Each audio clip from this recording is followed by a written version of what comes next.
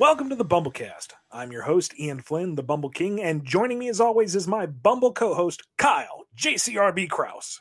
Welcome to the Bumblecast. I am your co-host, Kyle JCRB, and joining me as always is your host, the Bumble King, Ian Flynn. Hello, Ian. Thank you. Great to be on the show. Wait a minute. Hello, Ian. How's it going? It's fine, Kyle. How are you? Good. I'm glad to hear that you are doing well. Do we have anything to cover here before we get into the Q&A? No, not at all. Well, then let's just jump right into it. If you want your question answered here on the show, email us at bumblecast@yahoo.com, tweet to us at bumblecast, comment on any YouTube video, or if you're a patron, ask in the Q&A channel over on the Discord. If you are a $5 patron or send us 2 coffees, that's $6 US over at ko-fi.com, ko-fi.com/bumblecast, you get bumped to the head of the line with priority Q&A and you get your name read here at the end of the show. Isn't that special? I know you want it.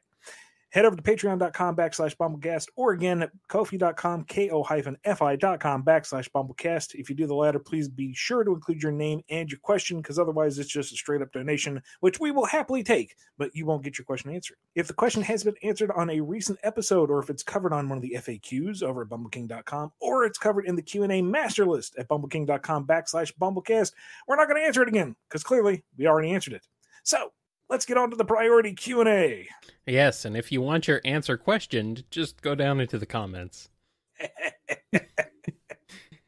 All right. Yep. Let's jump into priority Q&A. Just getting right into it with Johnny B. Good. What are your favorite members of the X-Men? Past, present, future, or adaptation versions? Whatever you prefer. Oh, wow. That's a big one. I've always loved Rogue, except she was kind of done dirty by the movies. Yeah. I think you can pretty much take any character and say they were done dirty by and pick some incarnation. That's good. That's true. Yeah, that's true.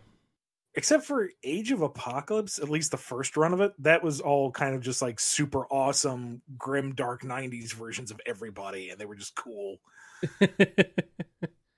I mean, the cartoon did pretty well by most characters, I think. Yeah. I have not watched it in full, so I can't speak with authority on that, but... And there's been a few. It seems... Well, that's a good point, yeah. I mean the original 90s cartoon. Well, that's not the original anyway, now that I think about it, because there was a cartoon in the 80s, and then... Anyway. I'm going to just toss this out there. This is my, unpopular hot take, but Cyclops was always one of my favorites. He's not nearly as bad as I think people make him out to be. Like, someone who I don't know, he's kind of the Leonardo of the X-Men, but I like him more than Leonardo because he has this incredible power that he always has to keep in check, and he has to keep his team alive, and he has to be a good PR manager, and he has to get Logan to stop hitting on his wife and not be drunk on a mission. And he does it all without losing his crap at any given moment. To me, that is super cool. That he is able to maintain his composure when at any given time Logan could, make fun of him for any number of reasons, and he could just atomize him. Just lift the specs, turn him into paste, tell him to regrow from that. He's a much better person than I would be with those powers. Let's put it that way. Yeah, it's... I don't think he's nearly as bad of a character as he gets a bad rap. And Gambit was always one of my favorites because he was just so cool, and he had exploding playing cards, and he had a trench coat, and I don't care if that head helmet thingy is dumb looking. It was cool in the 90s. There were a lot of things that were dumb looking that were cool in the 90s. He was hyper masculine, and he wore a pink shirt before it was acceptable for men to wear pink shirts. I mean, come on. Yeah. He's I don't know, he's pretty cool. I like him. I have had a soft spot for Kitty Pryde. She may be a bit overused, but I don't know. There's something like there's something likable about her. Let's see, who else? Colossus has always been one of my favorites. Colossus is a lot of fun, yeah. And Wolverine. There's a reason why he's the draw, I think. Yeah. He's definitely way overdone, but I mean, there's kind of a reason why. I get it. He's cool. Nightcrawler's cool. Absolutely. Yeah, Good old Kurt. they're all cool. Like we could just name them all. Almost. It's more like different incarnations I'm not particularly fond of. Yeah. Like when they started to deconstruct Xavier, like on the one hand, okay, it's a little convenient that he's just this perfect pacifist with a vision. And the Onslaught storyline, for all its warts, was engaging at the time. Mm-hmm. But ever since then, it just seems like this teardown of the character to show that he really...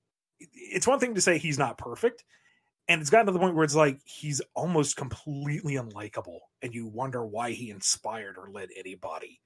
Yeah. I think we've reached the point in deconstruction in media overall where it's tiresome, and we can get back to some paragons of good and evil. Don't necessarily write them as boring one note, perfect individuals. They can have some nuance, but let good people be good people, for pity's sake. Yeah. What made Logan stand out at the time was he was the bad guy. He was morally gray in a team of virtuous people. And now Logan is almost the most moralistic of the team. Almost. Sometimes. It is so weird. It's Also, I'm gonna throw my head in and say that I love Jubilee. I think she is like, why does she get so much hate? Why does she get so much crap? Well, she's a dumb character, but I love her. No, she's not dumb. I mean, I'm not fond of the fact that she's like a vampire now, but well, stuff can't stay the same forever. We have to advance things. Is that why they did that? Oh, okay. I thought she just got a lot of hate because her power was fireworks. Oh, well, yeah. I mean, you have a Chinese character whose power is fireworks. That's, but, and her name's Jubilation Lee. Come on. Well, this is Marvel we're talking about. They did. I know. Names are like, it's like they wear their personality on their shoulder, dude. Come on. But she was earnest, she was the character's vehicle into a new era of X-Men, especially in the cartoon. Yeah. She kind of established the whole Wolverine with young girl apprentice motif that works so very well. Mm-hmm. Mm-hmm. And, she had a neat power. It was bright. It was colorful. It was fun. So, no, I like Jubilee. She's cool. And Dazzler. Dazzler also. I like Dazzler. They were all, I don't know. Storm is freaking awesome because, she summons the power of literal storms. Like, she's just inconsistent in characterization, but that's right. not her fault. That's not her fault, no. But she's cool. There's many incarnations of her that are very cool. And I'm going to just lump in the villains too, because, X-Men as a brand. Why not? Always Superdog, Apocalypse, and Mr. Sinister. They are like my two favoritist villains of all time. Yeah. Yeah, definitely. I can't really define why or really point to any good stories with them, but I like their concepts, I guess. Mystique has always been like an interesting character to me in terms of like mostly evil, but also can kind of straddle that line. I just feel like she's like Logan. She's been overused. Yeah, definitely. She's the villaining equivalent of Logan who gets way overused, but she has some interesting history and some very much potential that's probably been underused. But, that's par for the course for everything, really. Out of the cartoons, I never actually saw like the one 80s pilot that was kind of based on the arcade game, and Wolverine was Australian, I think. I've never seen that one all the way through.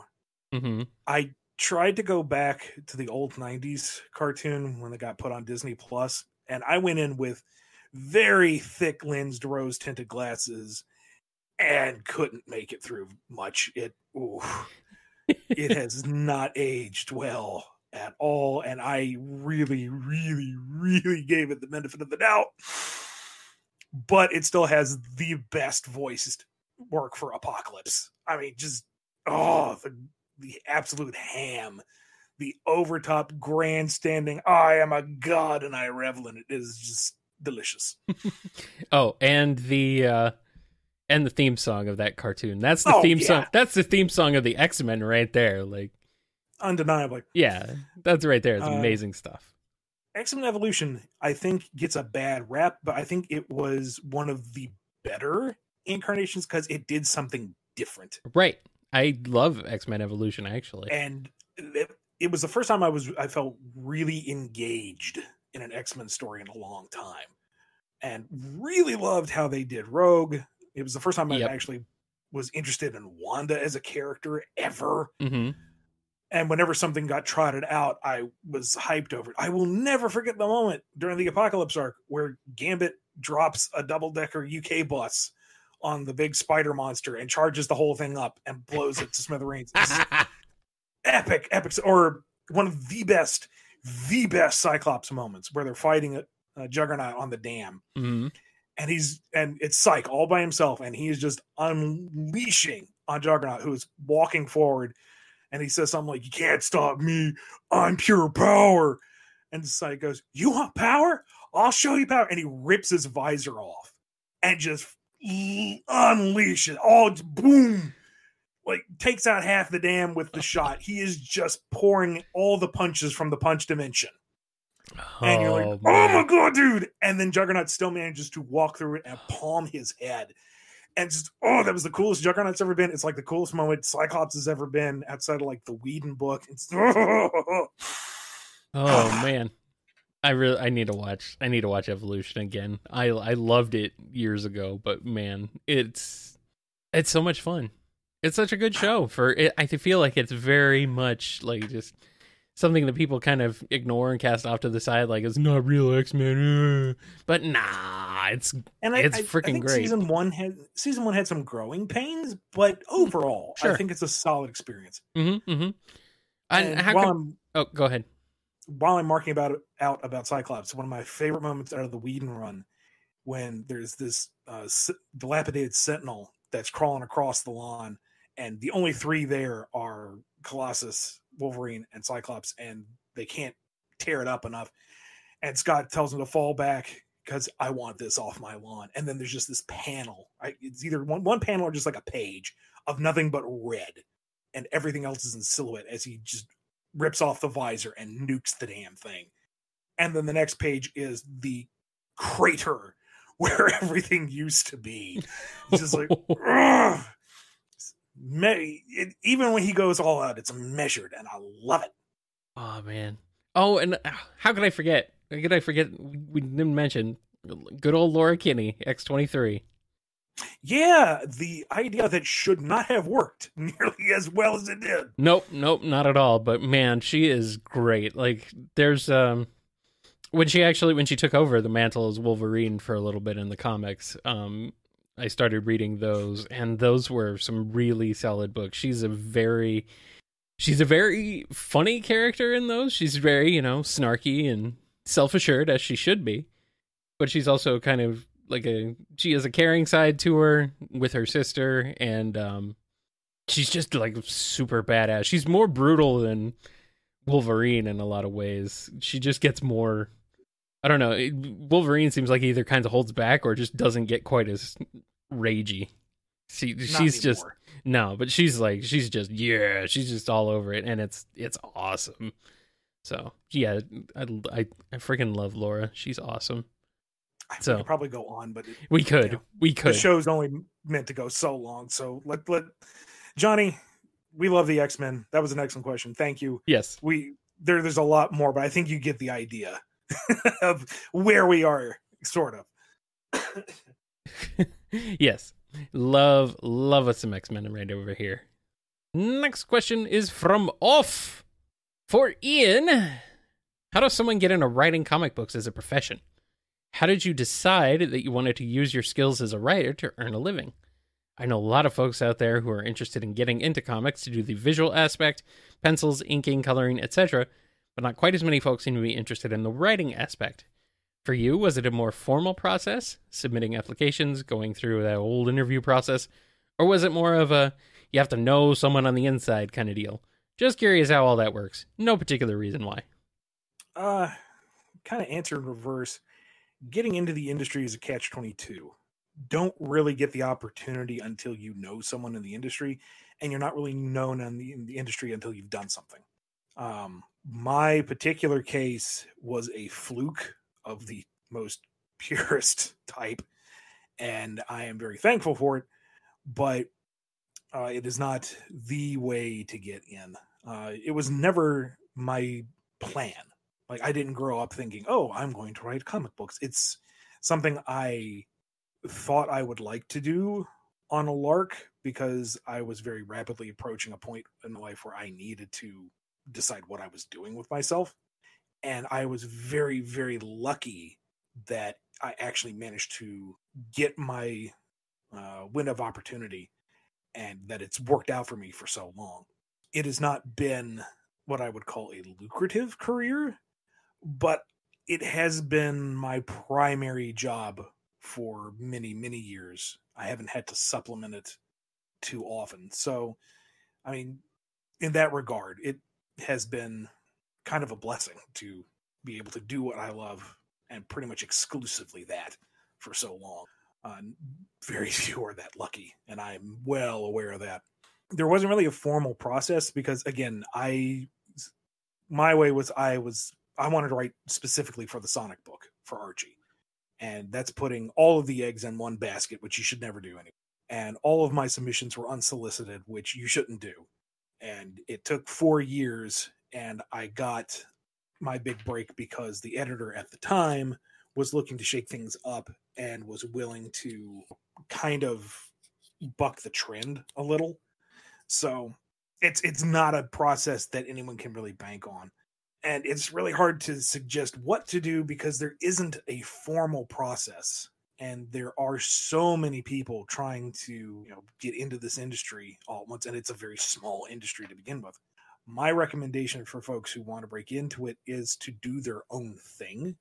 It is super easy to put yourself online now, whether it be with a dedicated website on the cheap or through Tumblr or some other image hosting site, and just produce to show what you can do. Do what you love, and that way you're not only producing something, but you're also building a portfolio just by doing that.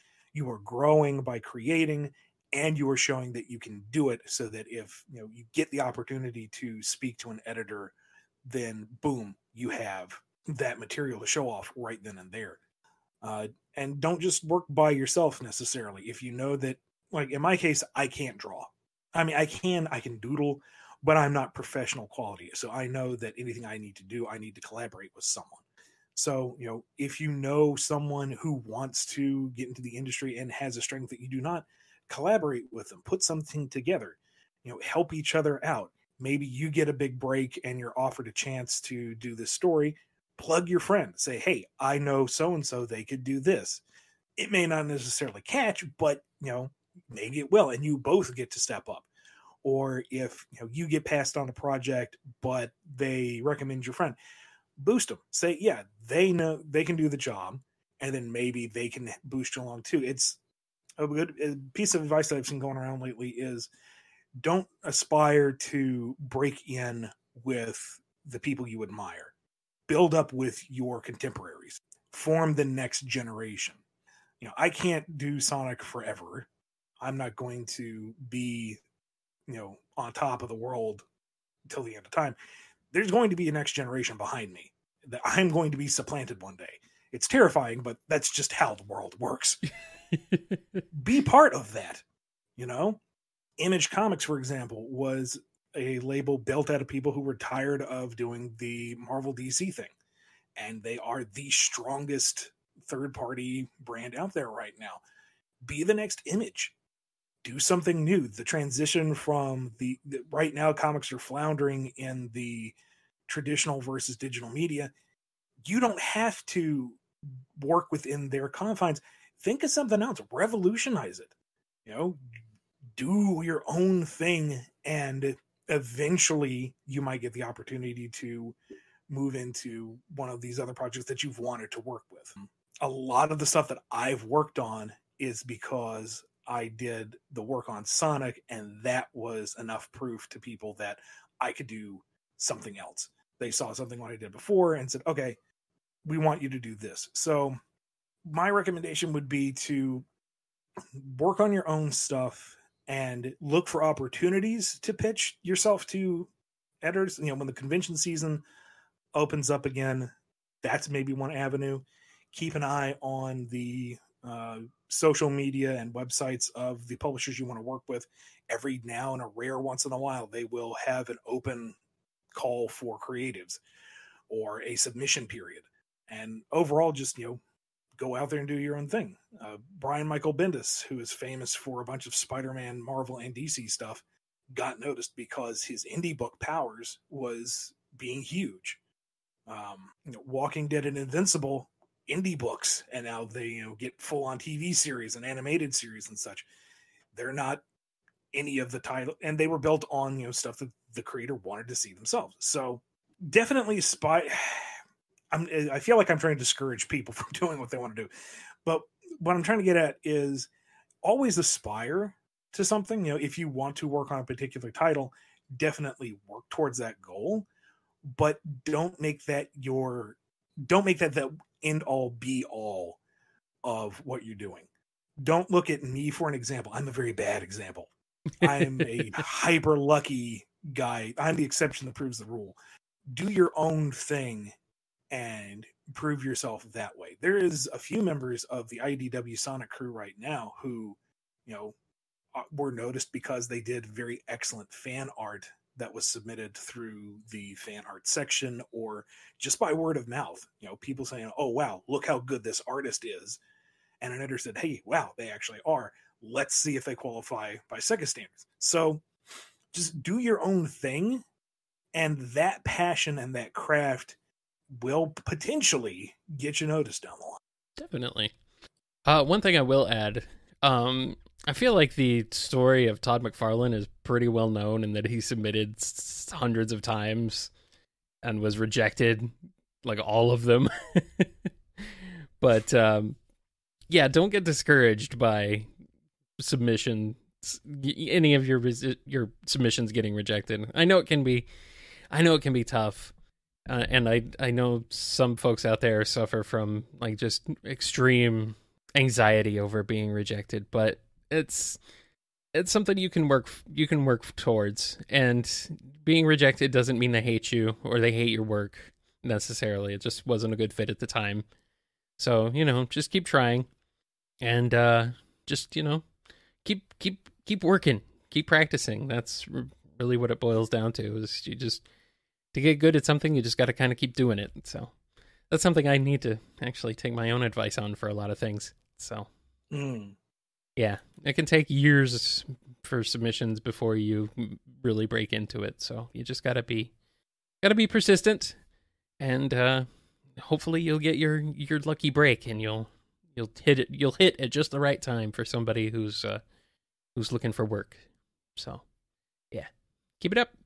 Next question is from Nigama. I was catching up about an old Bumblecast from the span of time I fell behind on them, and nearly a year ago you said, quote, there's something that we're working on for 2020 in IDW Sonic where a core component was received well, but was deemed inappropriate for the franchise.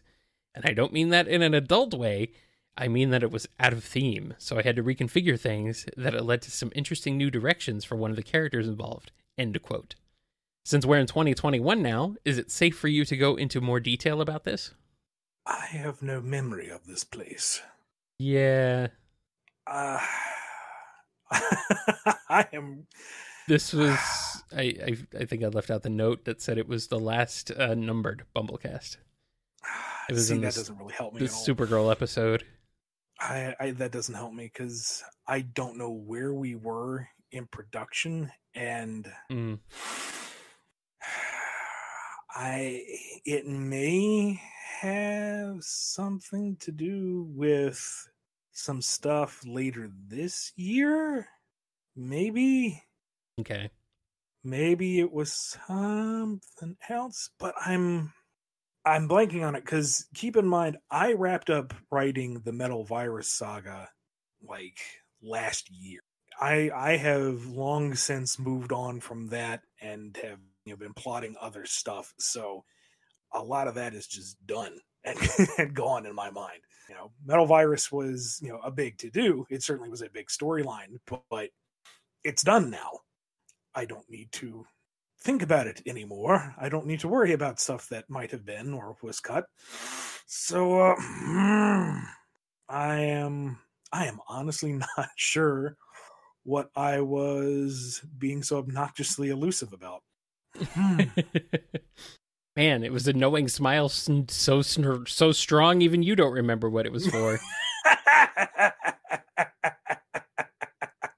Like, it might have been something to do with where we were taking Starline's character, but that doesn't seem quite right. Like, I had a particular route for him, and that's been adjusted because IDW and Sega wanted to go a slightly different way, but it's still mostly on course. I'm trying to think, because, like, okay, what did I say? Core component that was received well, but was deemed inappropriate for the franchise. I mean, that's everything about the Metal Virus itself. I would have been concerned about early on, but as we've covered on the show, that was accepted, right? Pretty much wholesale, and it wasn't a crossover pitch, was it?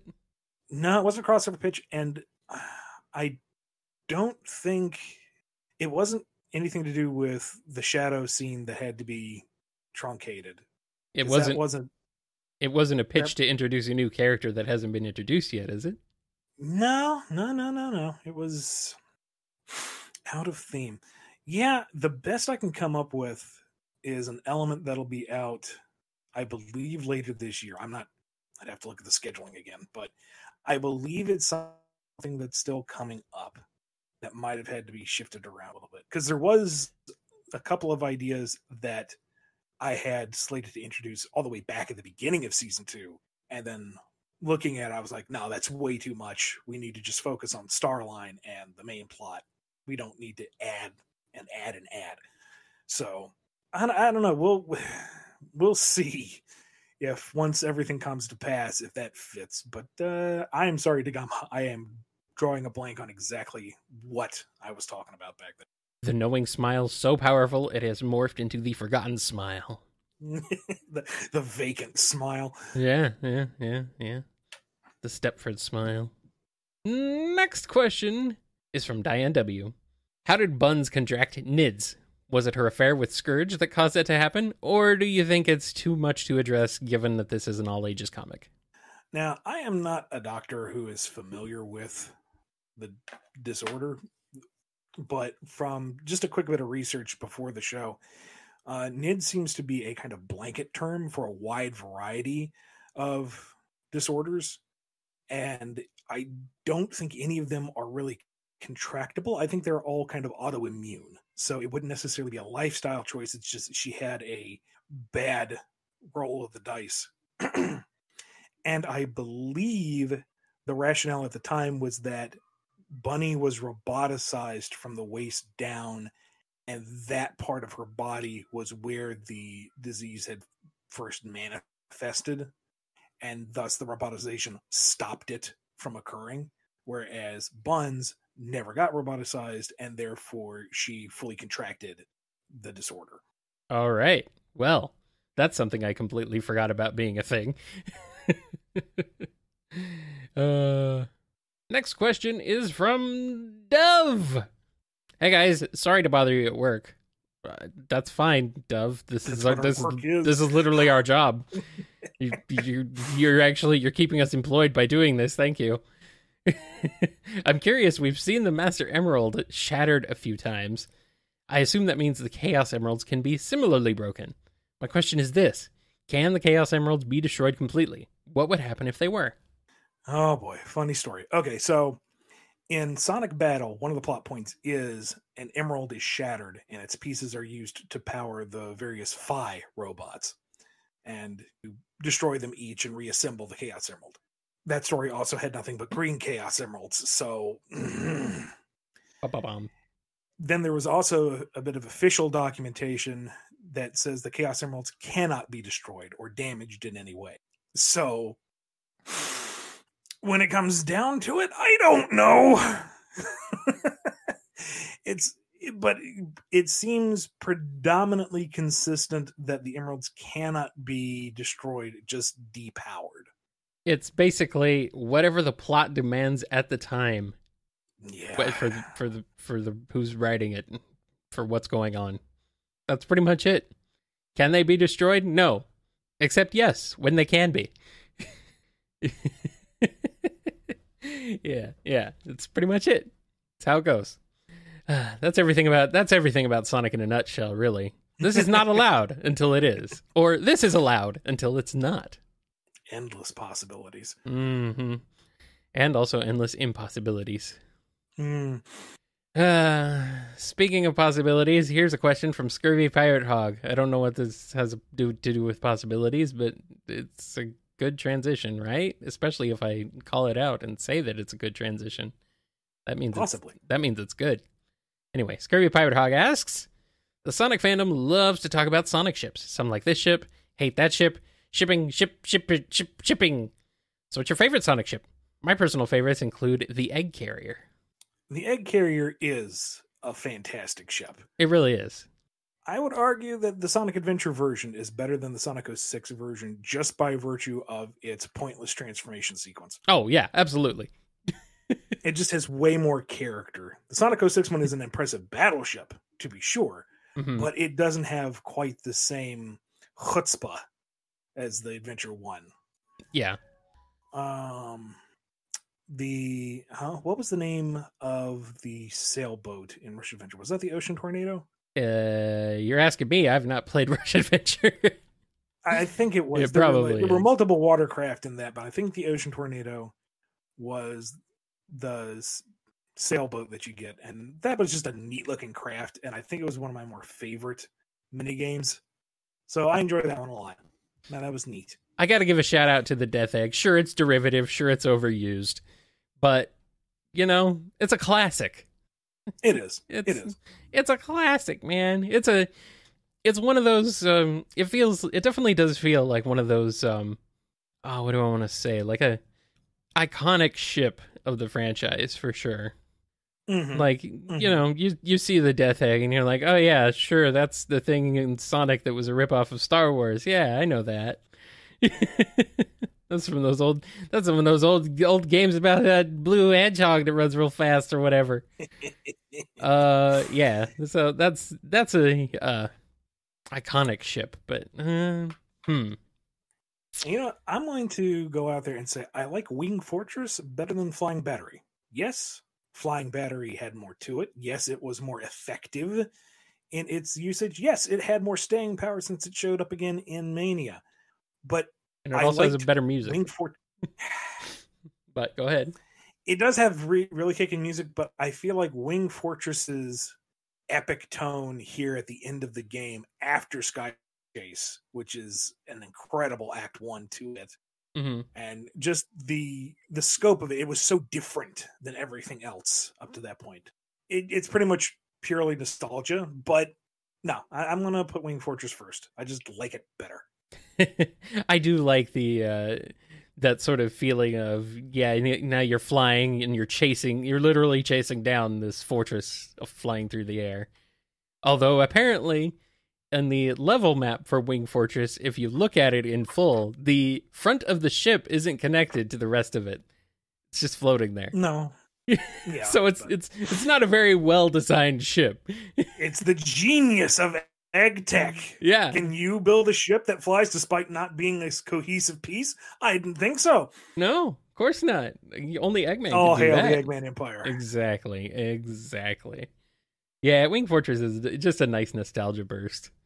It was something different because, Sonic 1 didn't really have anything quite like it. So that's the way Sonic 2 sort of took it to the next level, as it were. The way Sonic 2 welcomed us to the next level, which is what Sega wanted at that time. They wanted to welcome to the next level because that's what they do. The way they did that was cool. Anyway, yeah, I'm gonna stop now. Happy Times is here with a question. Does the split between classic and modern Sonic separate just the video game cast, or does it affect characters made for other media too? Was wondering how likely the chances were of seeing a version of Starline, Tangle, Whisper, etc. in a classic story. I'm pretty sure it's brand wide. The games are the foundation, and all media stems from that. So, yeah, I wouldn't hold my breath waiting to see the classic Chaotix again, or seeing any modern characters classics. That's going to probably be strictly fan art. And so would, like, comic characters would be considered modern then, right? Pretty much? Yeah. Yep. Yeah. How rude. I mean, I could be wrong. That could change. Yeah, that's kind of how things go. But I am fairly certain that that's the divide. Alrighty. Well then. And finally, question from our good buddy, Scruffy Matt. Hey, fellas. What is the one place you want to travel to most when it's finally safe to do so again? I just want to go outside. Like, without having to worry about it. That would be the biggest thing. You know, just a simple walk down to the pond area and look at grebes nesting, or just go to the grocery store and back without having to sanitize shower the minute I walk in, or blast clothing with Lysol and jump every time, you know, I get a sniffle, or finally stop having to be mad at people who can't follow the arrows in the aisles at the grocery store. They've been there for a year, people. Learn to look at their bright red. So just the relief of going outside normally, the biggest thing. Mm-hmm. I guess I'm pretty lucky in that I don't live with anybody who's immunocompromised. So I'm kind of lucky in that regard, where I can go outside. I can do some basic things without having to worry too much. But it's still pretty tough. But I don't know, man. I don't like going outside anyway, so it's too hot, especially here.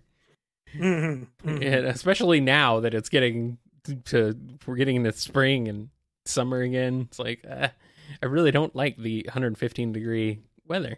No, thank you. But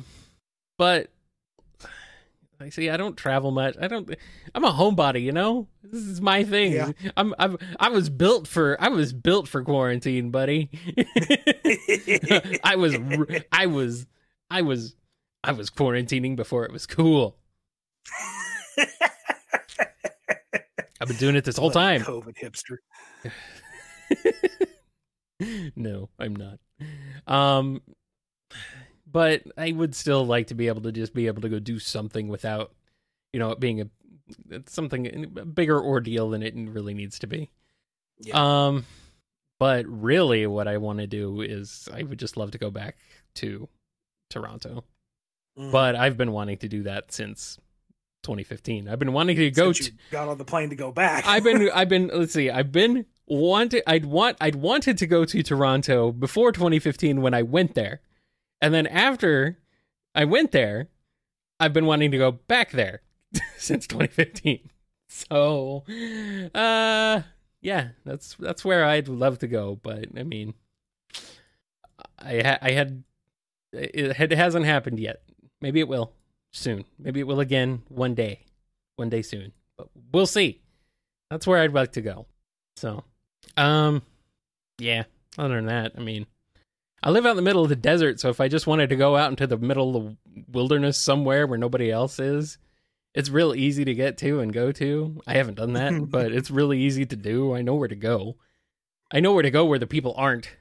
So it's like it's something where I've been like, I don't know. I feel like I've had more opportunities than I've taken advantage of, which, it's my fault.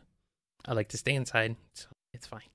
Well, we're both going to go on to the standard Q&A, but that's after these messages. And we're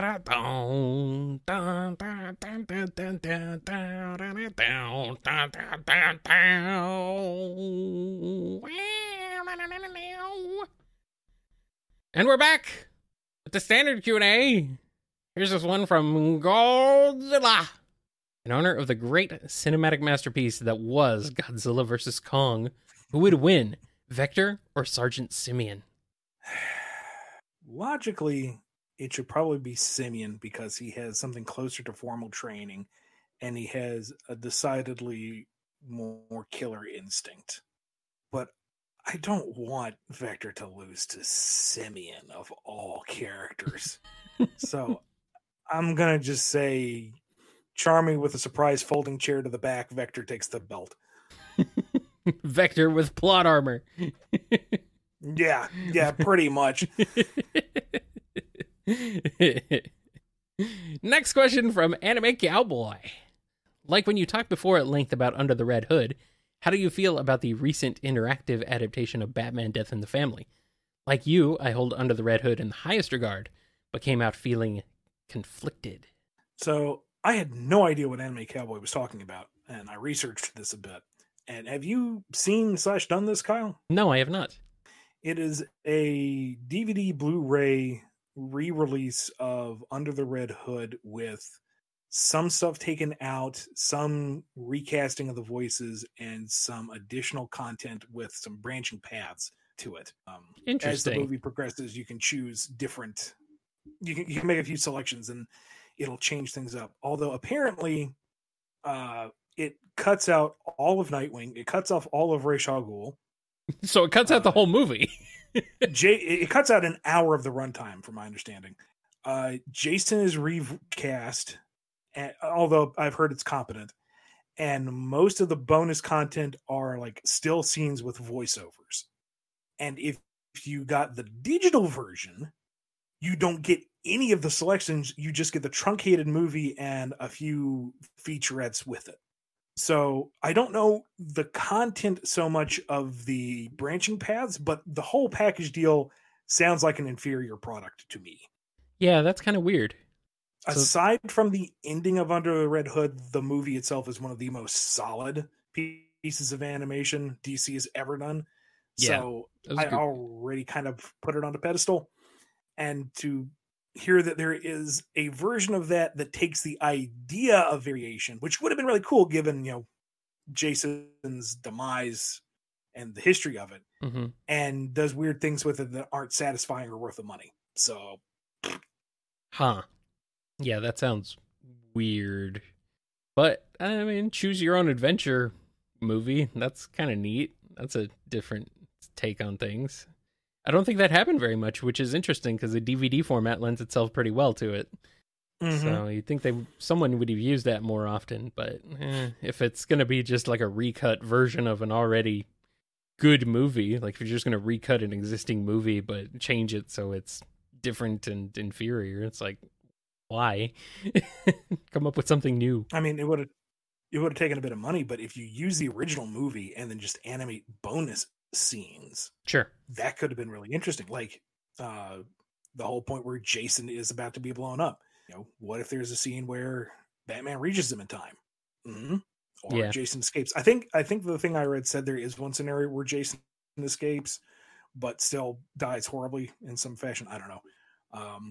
At the very end, where it's the final standoff with Jason and Joker and Bruce, choose who you're going to hit, Joker or Jason. Are you actually going to pull the trigger, or are you going to walk away? You could, and the ending in that scenario would only be like an additional 2-3 minutes. Sure, that could be neat. Justify the cost of bringing back the voice cast by having, I don't know, maybe 30 minutes total new animation, but you're only animating an additional 30 minutes instead of an entire feature length film. You already have done most of the work. I don't know. Yeah, it can be tough though. It can be tough to do that. I understand, like voice actor scheduling and stuff. Working around that, it can be a freaking bear. And sure. Just, I don't know, consistent style between animation. That's also a difficult thing to do. So, but yeah, it's an interesting idea. At least 30 minutes of animation is no small feat still, but I'm making it sound than it actually is. Right. So it does definitely remind me of like FMV games or VHS games where it's like, it's not really a game or really doesn't really make much of a difference, or, it's just kind of a silly thing that ultimately doesn't matter much in the end. So, oh well, it's fine. It's not fine. I don't know why I say it's fine. It's not fine. Don't do that, DC. Don't take the old things people love and besmirch them with silliness. Or do. I mean, that's kind of comics MO at this point, isn't it? Gizboy88 is here with a question. In IDW Sonic issue number 36, Amy said that if she knew she was going to fight a Snowy, she would have worn her good boots. Is it different from her regular boots? Maybe they have cleats? Pretty sure that was just a joke. Well, yeah, I mean, it is. I think you'd have to ask Evan directly, but I'm fairly confident it's just a joke. I want to see Amy wearing some cleats and then kicking people with them. Sure, because she would. You can tell I've been at this for so long, because if I'd gotten this question at the beginning of my career, I would have tried to rationalize the different styles of boots, and now it's like, no, it's a joke. It's just run with it. It's a joke. Yeah, I mean, obviously, it clearly is a joke. I mean, I'm sure Gizboy understands that it's a joke, but also, they're kind of wondering, yeah, maybe she has some different boots. Maybe she likes shoes. That's never been a side of her character we've really seen before. No, she does a lot of shopping and only has one outfit. That's not true. Sonic Riders. Yeah, and also, well, alternate universe versions of her. Yeah. But honestly, I really do wish they'd kind of make her Sonic Boom outfit her canon outfit, but that's just me. All right, next question is from Sethery. In recent years, I've noticed a lot of spotlight has been given to the Deadly Six in a lot of your stories. From their appearances as antagonists in the Worlds Unite story, to the hinted Lost World adaptation post-reboot, their role in the Metal Virus saga, and even featuring Zavok as a key player in the Bad Guys miniseries. So I gotta ask, what's the obsession? Do you think they're just fun to write, or do you see untapped potential in them that you'd like to explore? I don't think it's intentional, but when you line it up like that, it does seem kind of like, why did you keep touching these things, Ian? Leave them alone. With Worlds Unite, the rationale was that we were getting Sigma and the X crew, and we were already bringing in Sonic and the Mega Man crew. I wanted something else new on the Sonic side of things to balance it out, and Lost World had just come out, so I wanted the Deadly Six and Sigma to be the new bads to contrast the old stuff that we were getting in the mix. And in retrospect, I should not have used them. They didn't really add a lot to the story. For Lost World, that was just my attempts or the Lost World adaptation. That's just me trying to incorporate all the games into the canon. Metal Virus Saga, as we've covered on the show previously, it was just part of escalation. The Metal Virus has already gotten to this point. How do we make it worse? And when you have a group of characters that are anti-Eggman and anti-Sonic and have a built-in way to control these Zombots, that's a very easy way to turn a mindless general threat into a focused, concentrated bad time. Mm-hmm. And then with Bad Guys, it's, Zavok was still outstanding, and as are the rest of the Deadly Six. So it's, let's wrap that up. Let's address the lingering plot lines. So there's always a particular purpose for them. It's not like I have a dedicated need for more Zeti stories. A mighty need. And part of it too is I like tapping into the potential, like you said. I like taking a concept that is not necessarily fully realized in the source material, shall we say, and playing with it. And given the feedback I've gotten, I feel like fans have received them well. I don't think they're anybody's favorites. I haven't won over too many people, aside from the folks that were already Deadly Six fans. So I'm not besmirching you. You guys do you, but you gotta admit, y'all are in the minority. But I think I've at least won over a fair number of people to the I hate the Zeti to they're all right. The Zeti are interesting. I'm kind of they're mostly fascinating to me because more than anything they have persisted when generally like Sega is quick to drop things. Like a game comes out and then is done. It's whatever was introduced in it's gone. But Lost World, most everything from Lost World has been particularly sticky because we still have wisps and we still have the Zeti. And so it's like, wow, what is it about these particular things that have been like just been grandfathered into the franchise when so much other stuff has just been wiped away every time a game is released? It's weird. Speaking as a fan of the series, not as someone who is so entrenched in it, I could take them or leave them. Sure. If the decision came down tomorrow that, well, hopefully not before my story arc comes out, that would be a little awkward. But, if the Zeti never showed up again in any capacity, I wouldn't be heartbroken. But if they stick around, I'm not opposed to finding ways to work with them. So I don't think they look like Sonic characters. I've never thought they looked like Sonic characters. They do look a little out of place, yeah. But the dynamic they bring as a threat to both Sonic and Eggman is at least interesting. Right. Yeah. It's pretty neat to throw a third party into that mix, as it were. Just, normally you have just Sonic versus Eggman. We've had that dynamic for decades at this point. Right. Throw something else in there to spice things up a little bit. And I kind of appreciate that it's something that Sega has been willing to stick with, despite their history of not sticking with a lot of things. It's interesting. And it's not all just robots either. Yeah, they're not all just robots. So it's something different. It's something different. So they're not supposed to look like, I guess they're not supposed to look like Sonic characters. So, it makes some kind of sense. They're still cartoony. They have very cartoonish proportions and they're still very colorful. And so they fit in that sense, but the design language is definitely different. Zavok's lower jaw comes out of his collarbone. Yeah, I feel bad scripting it and have him emote anything. Yeah, something like that. Zavok smiles sinisterly. How? It's just his default. His lower jaw is his torso. How does he smile?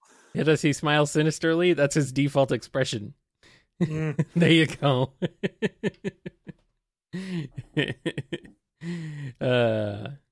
All right, here's the next one we got from Ellie Plays Games.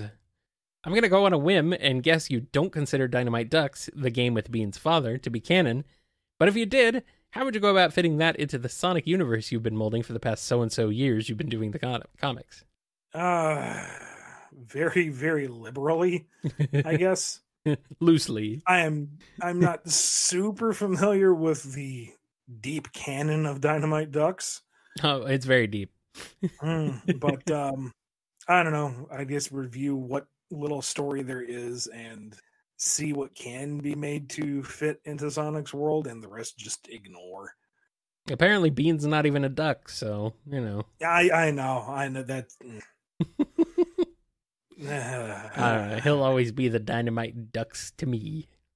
I mean, if the game is any implication, Bean the Woodpecker was sired from a duck and a human woman, and just, I don't know, maybe if you have a Mobian and a human get together, the genetics just kind of roll a slot machine and you see what pops out.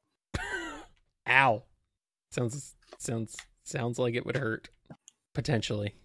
All right, here's the next question from Shin Yagami. The mandates involving themes such as Shadow's personality, the relationships between the characters, Team Dark working for Gun, and the super forms would not be something exclusive only to the IDW comics? Or does it also affect the games? I really hope this only applies to IDW. On the contrary, we'd have a chaos of inconsistencies that I don't even want to imagine. Well, sorry, Shin, but that's exactly what we have. Yeah, I was like, I'm sorry, you're going to have to start imagining because it's here. It's already it. The chaos of inconsistencies. That's the Sonic franchise in a nutshell. The rule that only male hedgehogs can go super. That's why Tails and Knuckles get Super Shield in Heroes, and they don't transform. Shadow's post 06 characterization that's what they want. Shadow doesn't work for Gun, never worked for Gun, except the times that he has. It is what it is, but the comics have to follow the game's guidelines, and those can change at any given point. Yeah. So you better start imagining a chaos of inconsistencies, because, well, you don't have to imagine it. We already have it. Oh boy, being a Sonic fan is hard. I feel like fans find these through lines between games and assume that there is some kind of greater plan, or that there is a particular type of consistency, when really each game is more or less treated as its own thing, as its own continuity. And if there's any overlap, that's because somebody either snuck it in, or they said, isn't that a neat idea, and that somehow got approved. The deeper I've gotten into the series, the more I've come to realize is most of the continuity, most of the rationale is, either fans putting it together themselves, or fans mixing comics attempts to rationalize it with what was actually in the games. Yeah. The only times you really get specific continuity seems to be when something is actually like a sequel. Like Sonic Adventure to Sonic Adventure 2. There's a through line there. I mean, just look at the original games. Sonic 1 had 6 emeralds. Sonic 2 has 7. Yeah. That's an inconsistency, but there's also can be a through line for that. I'm not saying that there isn't some continuity between games. There clearly is, but I'm saying that there isn't a unified vision across the series. Right. It's pretty much what you see is what you get. Yeah. So like Sonic Rush to Sonic Rush Adventure, they're connected, but it's beyond that, it doesn't really seem like much of anything factors into later games from those, other than some things people have snuck in, or things that people are seeing that weren't necessarily intentional, or that it's frustrating. But it doesn't help that some stuff is poorly localized either. I'm never going to get over it's not a mistranslation, but the poor implementation of the blue/naive hedgehog thing in 06. I don't know how you would necessarily make that go away, but just it changes everything. Yeah. Yep. Next question is from Ronan Seraphim. Are the Shadow androids in Whisper's backstory based on the yellow or orange androids from the Shadow the Hedgehog multiplayer? If orange, what is your opinion on the yellow? I have theories, but its design seems more organic than the others. They're based off of the Shadow androids you fight in the regular stages of Shadow the Hedgehog. As far as I am aware, the multiplayer models are the same, just some of them have different default armaments, but the colors don't really make that big of a distinction. I believe I'd have to go back and look at the issue again. They might have the kind of compound eyes that the multiplayer models had, but that was a direction from Sega to make them not look exactly like Shadow. So it was kind of a mix and match. I honestly don't remember exactly what it was a weird amalgamation. And the Shadow androids are all destroyed, so it's kind of a moot point. Yeah. And here's our next one from Gyugabs. I don't know if that's how that's pronounced, but I'm going with it. Gyugabs? Gyugabs. It's G-I-U, not G-U-I. So Gyugabs. If Blaze's present world has a less advanced technology, wouldn't she be surprised every time she finds something like that in Sonic's world? I'm assuming they mean more advanced technology in Sonic's world. Yeah, you would think that might be a point. Shin, I'm looking back at you, buddy, because the whole Blaze's world is less technologically advanced is kind of a new revelation, I think, to everybody. Also really makes you wonder how Marine at 6 was able to cobble together a hovercraft out of resources she scavenged off the islands. Well, we know children are very resourceful in the Sonic's world. I mean, technically, most all the characters are the age of children. So, to be fair. Although, Blaze is not someone who readily wears her heart on her sleeve, so if she were impressed by something, it would usually be in a very muted sense or rather reserved. So Right. you can hand wave that one away, saying that, she wandered into the hyper futuristic Sonic Rider set and kind of went, Interesting. Yeah. That's one reason why I love Blaze. Seems like she just kind of rolls with the punches, Pretty cool. All right. And our final question this week is from Heidi. I was wondering if you would love to do a comic, like an Archie comic or something like that, spoiling Charmy Bee's hair once his helmet falls off by accident because he's gotten hit by one of the bad guys during a fight. Okay, this is right on the line of a fan suggestion. Yes, it is. But I thought it was generic enough to... It is. to skirt through, so... We'll use it as a teaching moment. The better way to ask this question would be, what do you think Charmy's hair looks like? Or what do you think Charmy looks like under the helmet? Mm-hmm. That's a nice broad definition of it. I am not 100% on this because it's been a long time, but I did pitch a story at one point where Charmy had his helmet off. And either the note back was that he never takes it off, or it's not a helmet, it's his actual head. And I legitimately can't remember which it is or if those were two different notes from different time periods. So take that with a big old grain of salt. But I always imagined it was like a very, very fine, like bumblebee fluff under there. Almost like a buzz cut. It's a forever mystery, kind of like whatever's under Toad's mushroom head, if anything. Yes, but Kyle, I'm suggesting the bee has a buzz cut. Oh, I get it. Oh, has a buzz. Oh, I finally see what you did there now that you made it super obvious and I wasn't distracted by something else. Yes, I love it. It's beautiful. That is so clever. I cannot believe it. The Bumble King has made a bee joke. He's very bumbly. I am the king of bumbles. Anyway, yeah. What is under Toad's mushroom head? His brain, I assume. Does he have Toad one? is the mushroom cap. The rest is just a growth. Oh, yeah, that's true. That's probably true. It's gross. All right, we're done. Yeah, on that note, we're going to wrap it up with a big thank you to everyone who makes this show possible. Big thank you to our patrons and Ko-fi sponsors that include Daniel H., Alex P., James K., John B., Jennifer R., Samuel P., Sam Cyber, Cat Robotnik, Holmes, Mike B., Justin G., Torchbound, Koopling Crew 128, Duas Diz Din, Diane W., Scruffy Matt, Andrew D., Chris A., John M., Don B., Yami M., Sony Lee HK, Sin Fritz, Lisa M., Chauvel, Salucha Cat, Silly String, Noni, Dave M., Blue Title Gamer, Justin S., Bradley TT, Tick Tick, Solu Up, Pap, why you do this to me? I was on a roll.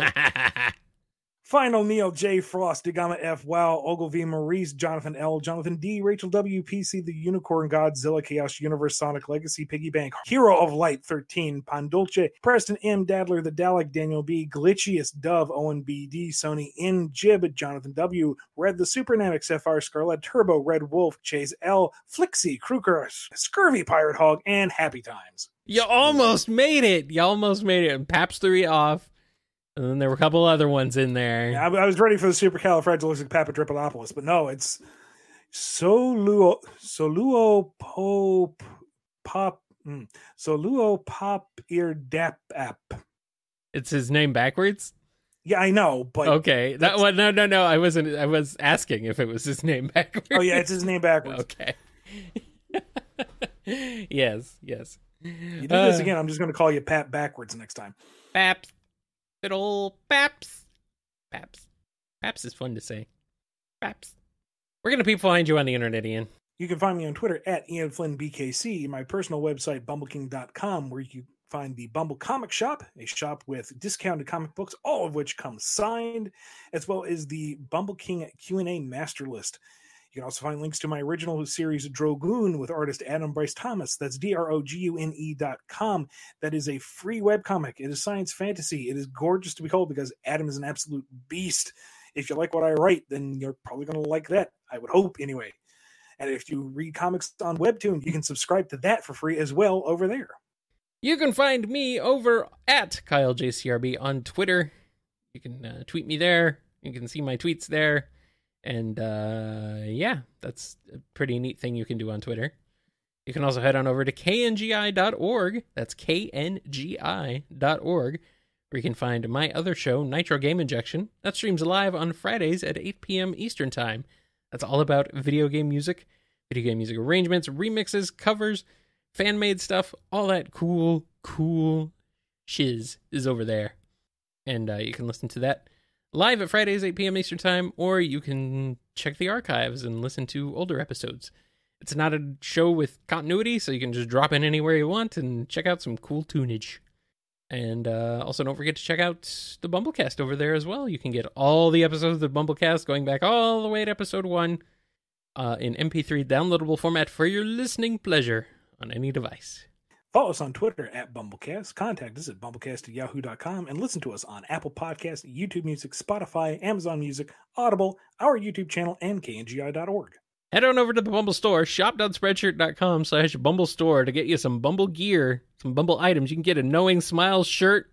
You get a Knowing Smile face mask, which is hilarious. You got to do that. Go do that. Shop.spreadshirt.com/Bumble Store. And catch Bumblecast Gaming live streaming on YouTube. That's youtube.com/BumbleKing videos. Sundays at 10 p.m. Eastern Standard Time. Indeed. Who knows what I'm going to play next? Even I don't know right now. So why not tune in and find out for yourself? And that's going to wrap us up for this week of the Bumblecast. Thank you for joining us, and we will see you next week. Be good to yourselves, be good to each other, and take care. Yes. Be good.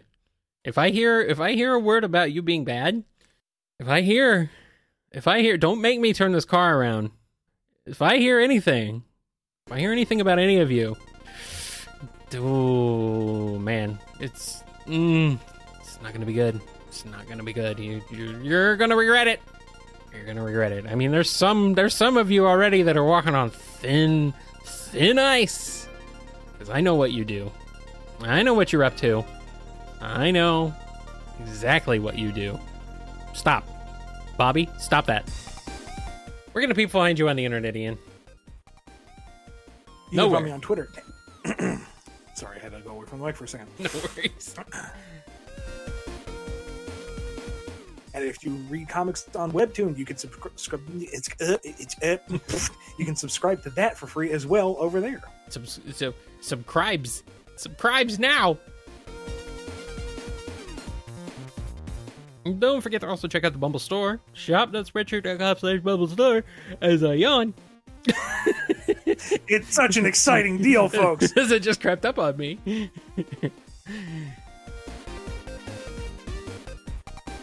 How do buns contract NIDS? Contract. It's not the correct way to pronounce it. Made a very good deal with it. It's freelance. Oh, homonyms. Ask a question somewhere on the Ask Q&A channel over on the Discord. If you are a let me try that again. Okay. I stuttered too much on it. If you want your answer question on this show, Mother Teresa. If you want your question answered on the show, email us at bumblecast@yahoo.com, tweet to us at bumblecast, comment on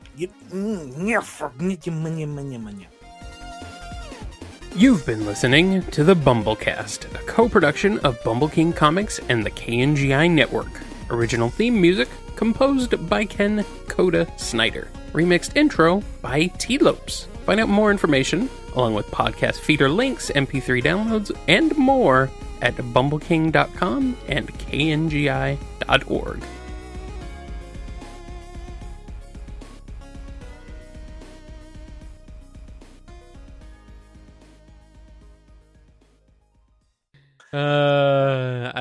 I would be more sad that you spent money on Balan. I wouldn't be angry. I'd just be like, why? Well, And I feel bad saying that, but should I saw should I just play Knights instead? That seems like I'd be better off just playing the original Knights. I can do that. That's a short game. Maybe I don't know a lot about. I don't know a ton about it, Noni, but what I have seen is it's not bad. It's just there. It's just made by people who haven't been really relevant in video games for 2 decades, and we've moved beyond what they made, and so now what they made is like old. Just feels Like it just feels old school, and not in a good way. Yeah, like I watched the first hour's worth, the first world, and could very easily and immediately armchair game dev pick out all the problems with it. It's a bad Kirby game when you get down to it.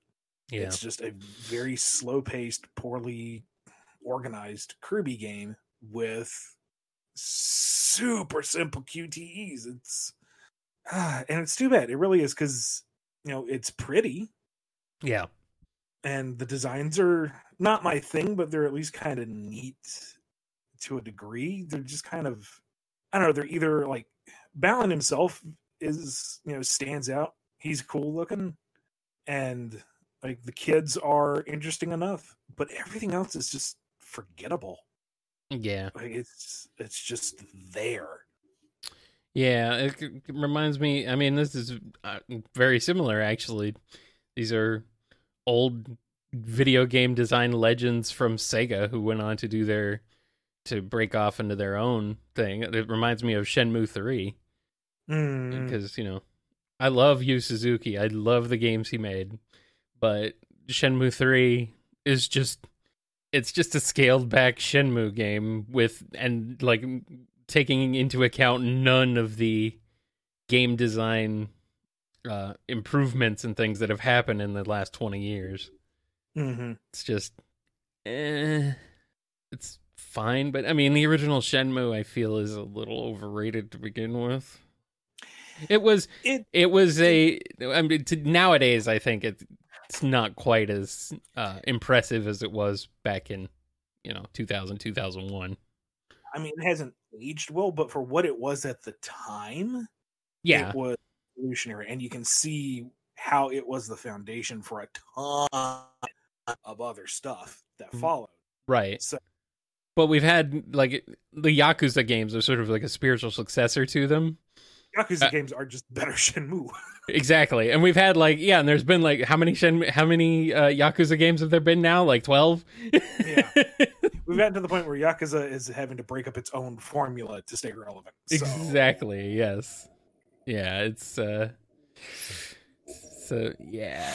We've just gone beyond Shenmue's type of gameplay and storytelling so much that to go back to it just feels kind of reductive. And Balan Wonderworld, I haven't played it or anything, but it seems like it's a similar type of deal. Yeah. Where it's like, yeah, these guys were legends at one point, but I think the industry has kind of moved on without them. And it's a shame, but...